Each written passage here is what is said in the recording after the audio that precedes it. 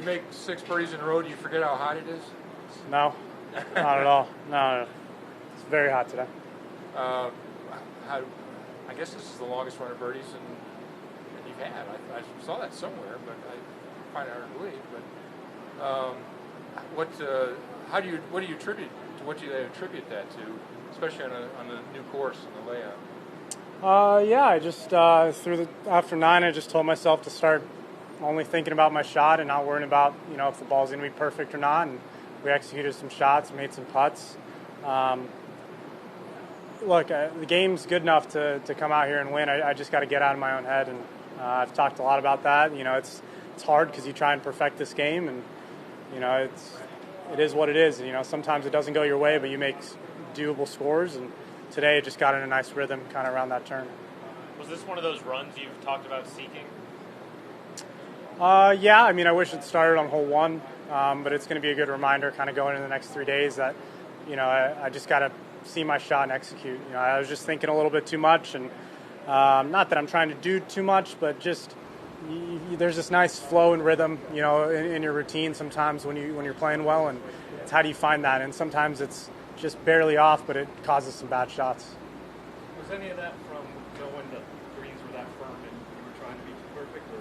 No, honestly, it's just me. I get in my own head. It's what I end up trying to do a lot of the times, and it kind of goes against me a lot of the times when you try and do that, when you try and play golf. In your head, why?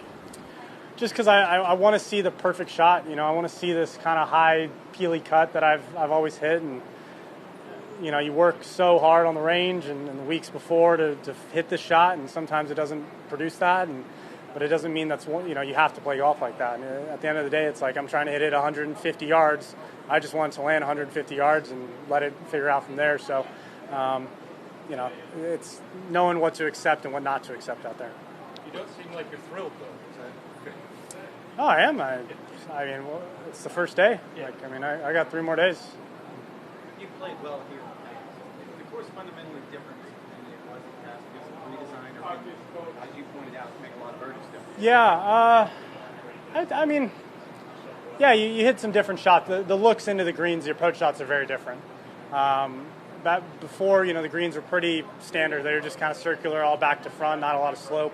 You got a lot more slope now, so I think it penalizes you a little bit more if you're in the rough. You're going to get jumpers, so you can't necessarily just run it up and just end up in the middle of the green as easy as you did before.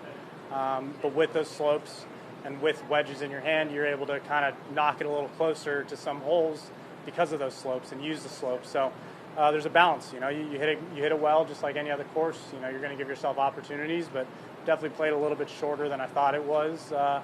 Maybe just because of the wind direction that we had today versus kind of what we had in the practice rounds. You spoke yesterday about feeling like even being 6 shots back was not too big of a margin to overcome. You've done it before. Was that on your mind at all as you began the day? No, I just wanted to keep making birdies and climb up the leaderboard as much as I can after the start. And after 9, I just figured if I had, 3 under, 3 birdies on the back with no bogeys, it would have been nice to just kind of end the day. And it was nice to kind of string that together. And, I wish I had 1 more on 18, but it is what it is. And we're going to kind of use that back 9 to hopefully push ourselves the next 3 days. Yes, thanks, Thanks, guys.